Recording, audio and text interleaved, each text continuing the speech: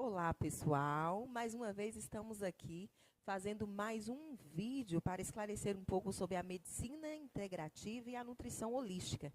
Estaremos falando hoje com o terapeuta Ricardo Amaral, com a terapeuta Maíra Fiuza e comigo, a terapeuta Eliane Lima. I didn't hear you leave.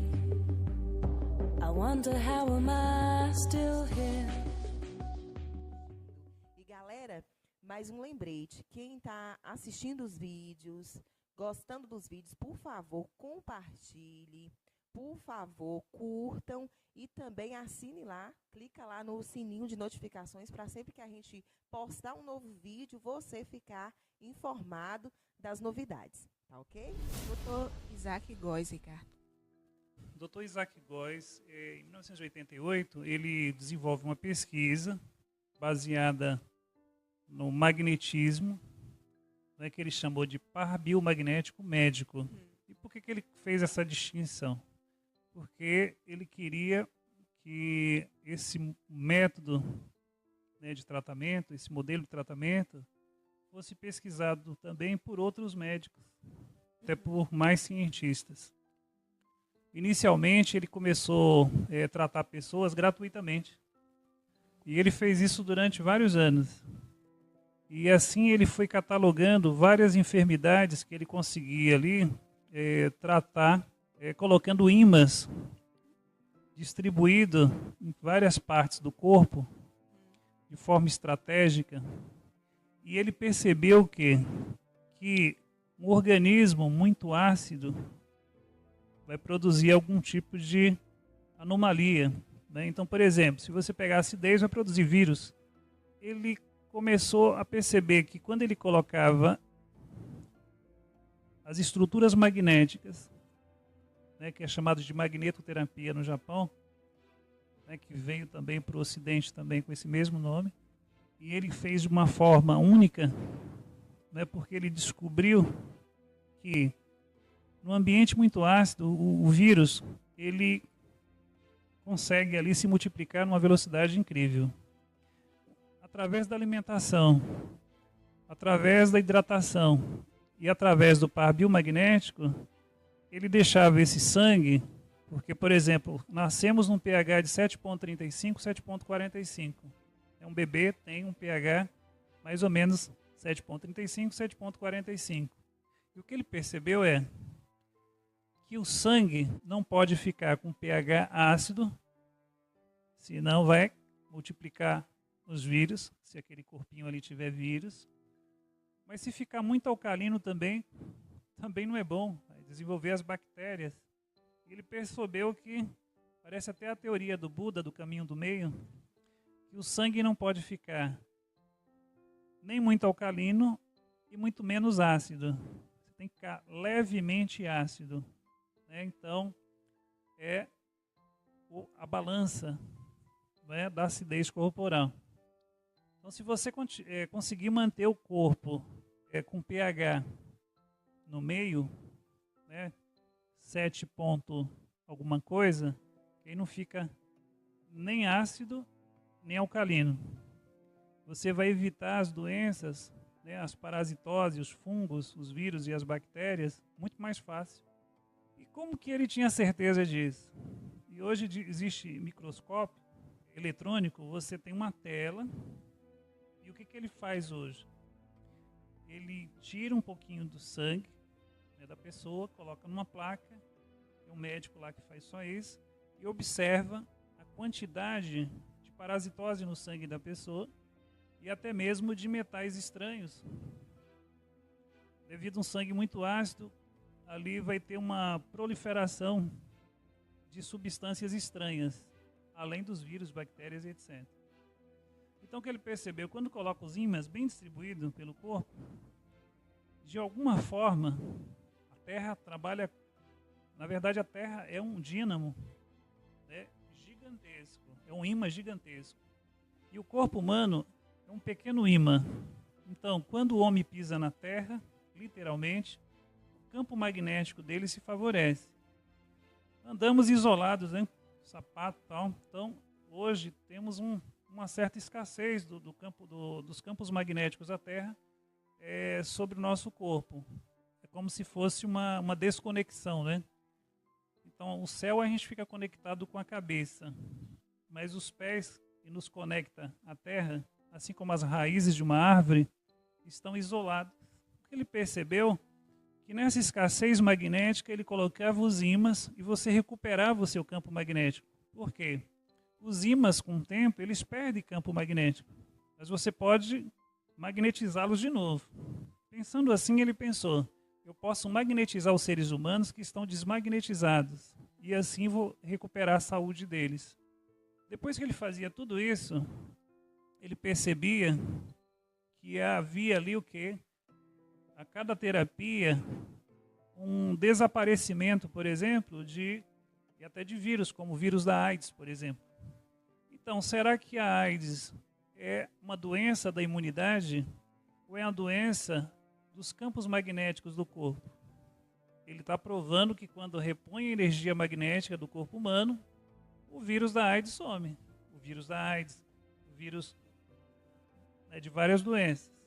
As bactérias também, será que é algo que desenvolve no meu corpo? Porque aquele ditado antigo que fala que quando o gato sai, né, os ratos passeiam. Então, será que se a imunidade está baixa, aí aparece ali o vírus de uma bactéria oportunista?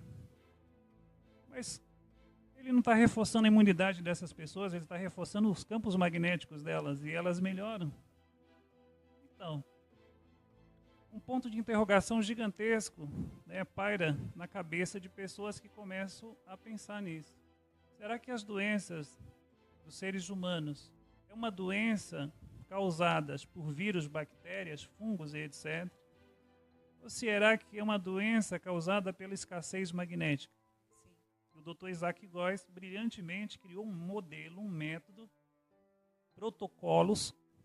Ele usa uma técnica chamada de kinesiologia na Europa, e a mesma técnica que você utiliza é chamada biofeedback.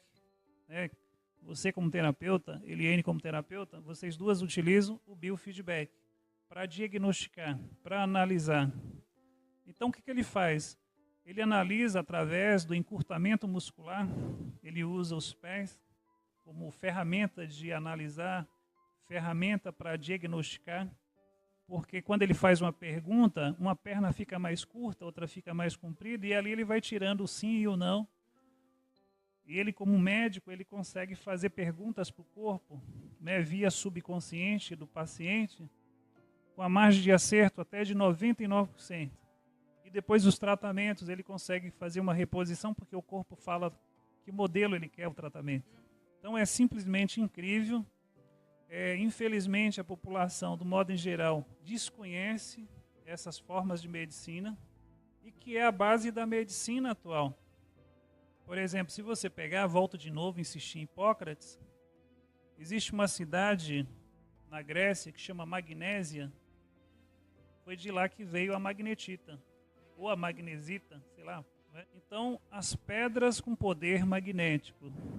Hipócrates já utilizava os ímãs para tratamento de determinadas doenças da circulação, as vertigens, né, que é muito boa para hoje conhecemos por labirintite, as doenças do baixo ventre das mulheres que hoje conhecemos, as TPMs, as cólicas do período menstrual.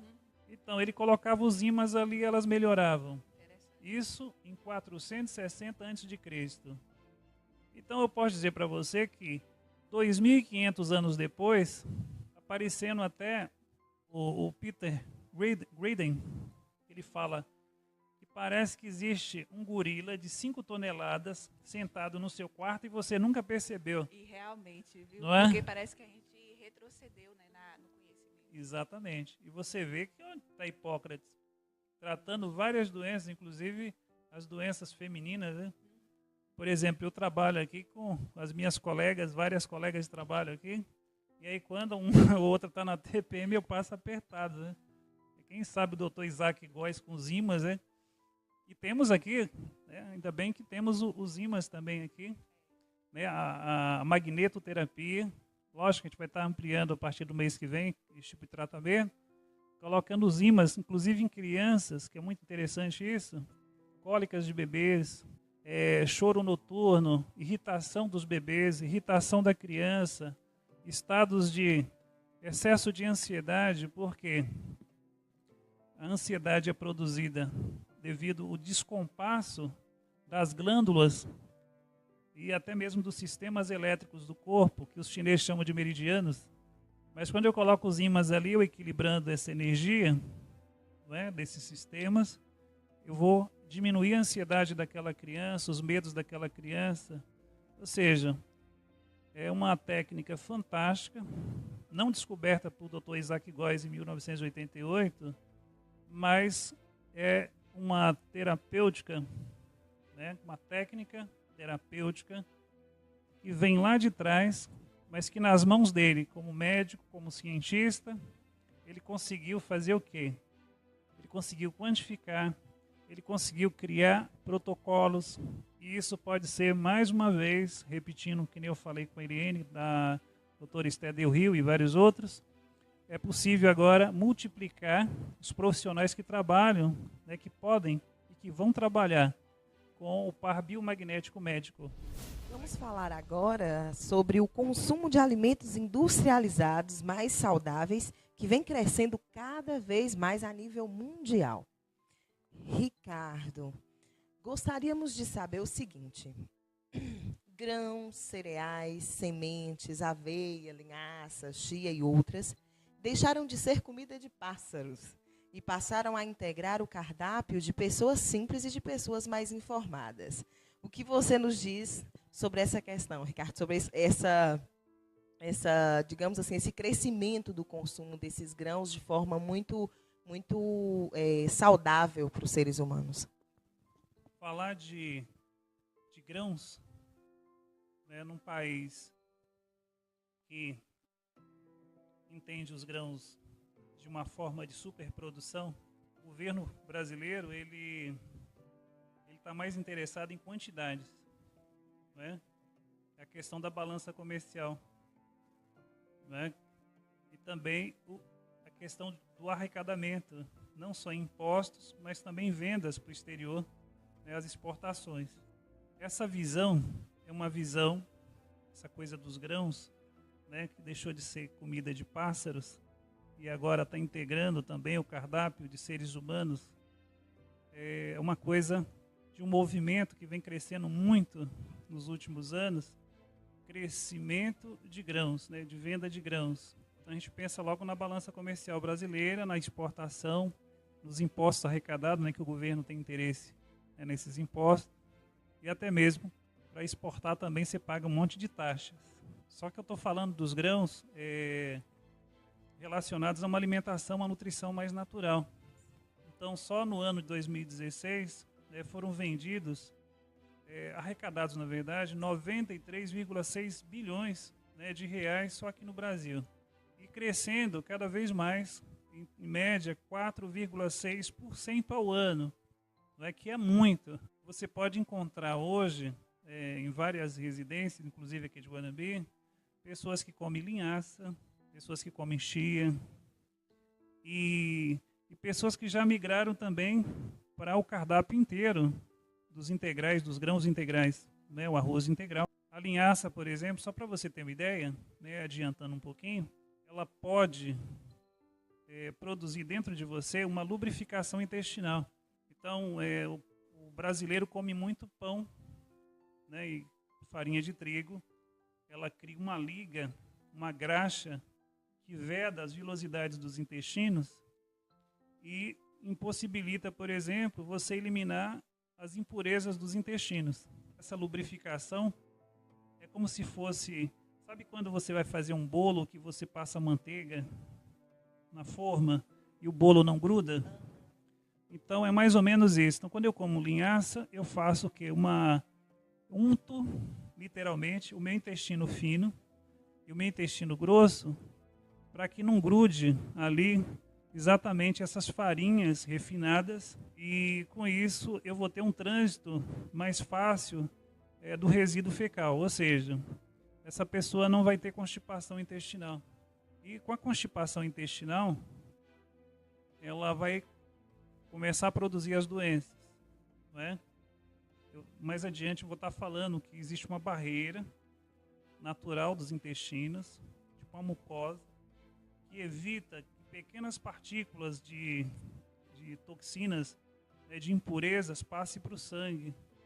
E quando o intestino está muito sujo, eu posso falar para você que ali que você consegue fabricar facilmente, por exemplo, os pólipos, os divertículos, você tem ali praticamente a queda do transverso, você perde o tônus dos intestinos, ele fica flácido, e aí tem intestino que muitas vezes ele suporta dentro dele até 8 quilos de fezes.